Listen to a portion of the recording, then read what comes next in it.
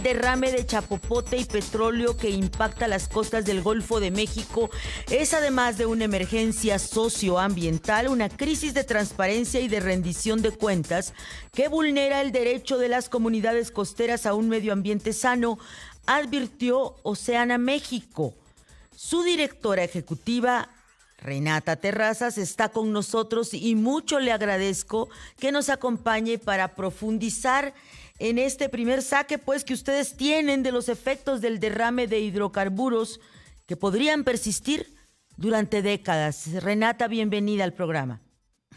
Muchas gracias, Ivonne, por la invitación y buenos días a todo tu auditorio. Buenos días, gracias por estar aquí. ¿Por qué es también una crisis de transparencia, además de una emergencia socioambiental? Vayamos por partes. Crisis de transparencia. ¿Por qué, Renata Terrazas?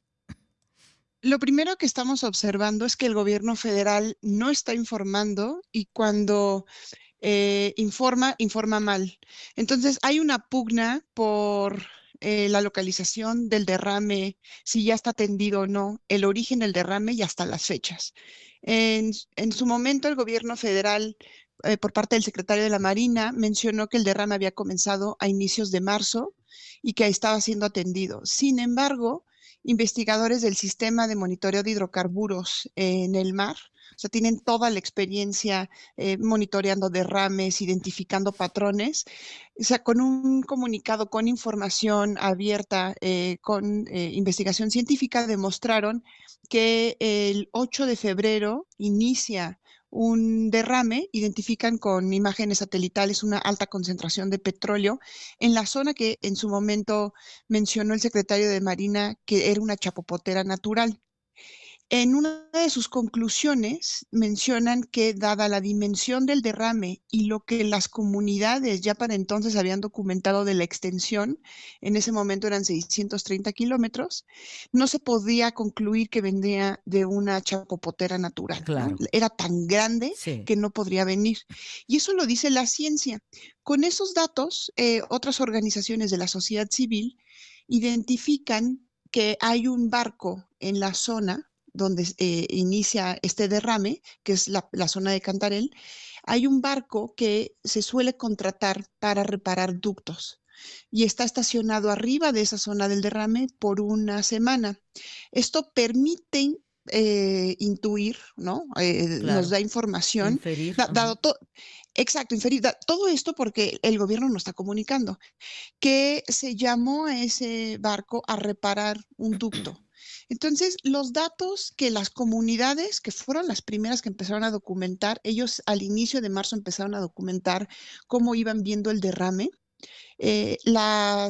Los académicos que se dedican a monitorear los derrames de hidrocarburos de diferentes dependencias de la UNAM, Ecosur, entre tantas otras, señalan que el derrame no puede venir de una chapopotera e inició el 8 de febrero y luego las organizaciones identifican el barco que se suele llamar para reparar ductos justamente en febrero. Entonces, todo eso nos hace pensar que el gobierno no nos está dando la información. Entonces, lo que tenemos es una crisis de transparencia en donde tenemos un gobierno federal que no nos está dando la información. ¿Y por qué es importante? Esto no es nada más un tema de castigar a los responsables, que por supuesto tiene que haber sanciones, sino que dar información oportuna le permite a las comunidades prepararse, atenderlo, al gobierno federal responder de manera oportuna al derrame y además la realidad es que cada que se explora petróleo va a haber derrames. O sea, esa parte de hacer todo para que no haya, se pueden reducir, pero siempre va a haber derrames. Entonces, pues cuando suceden, hay que dar la cara por ellos, hay que informar al público para que tome precauciones. Estaba a punto de ser la Semana Santa, ahorita estamos en medio de la Semana Santa, y muchos estados no sabían cómo iba a impactar este derrame a sus son turísticos, todo el Golfo de México tiene una veta turística, cómo iba a afectar a los pescadores. Entonces estaban en total incertidumbre porque el gobierno federal dejó un vacío de información que lo tuvieron que llenar las comunidades. Una emergencia socioambiental es este derrame de chapopote y petróleo en las costas del Golfo de México, dice, la organización Oceana México y estamos conversando con su directora ejecutiva, Renata Terrazas. ¿En qué sentido es una emergencia socioambiental y de qué consecuencias estamos ahora hablando, al menos con las evidencias inmediatas, Renata? Justo con las evidencias inmediatas, lo que primero se identifica es que pescadores de las zonas, porque ya se ha ido extendiendo, no pueden o no han podido salir a pescar. Hay Uf, pescadores que tenían 3 semanas que no podían ir a pescar y esto es particularmente grave porque si bien en esas zonas se consumen pescados y mariscos todo el año, el pico de consumo de mariscos, o sea, el pico económico es la Semana Santa. México tiene al segundo mercado más grande del mundo de pescados y mariscos. El primero está en Japón, el segundo está aquí y es la Nueva Viga. Y la Nueva Viga repunta en ventas en la Semana Santa. O sea, lo que vamos a ver hoy y mañana en la Nueva Viga es muchísima gente comprando pescados y mariscos. Y lo que va a pasar es que no va a haber productos del Golfo de México, o va a haber menos. ¿Qué va a pasar con todos esos pescadores que contaban con tener este ingreso económico que necesitaban en la Semana Santa?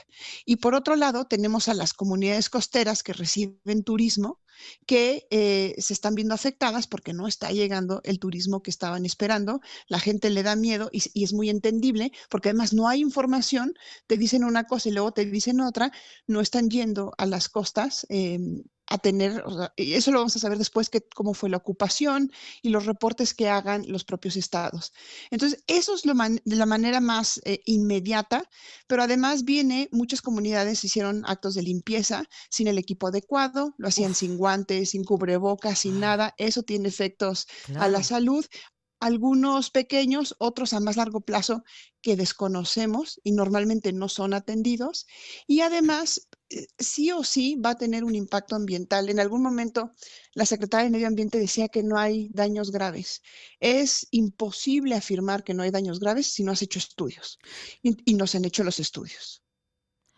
Renata Terrazas, directora ejecutiva de Oceana, gracias por estar con nosotros esta mañana y ponernos en perspectiva lo que implica este derrame, una emergencia socioambiental, pero también una crisis de transparencia. Seguiremos pendiente con los reportes que nos pueda ofrecer Oceana México.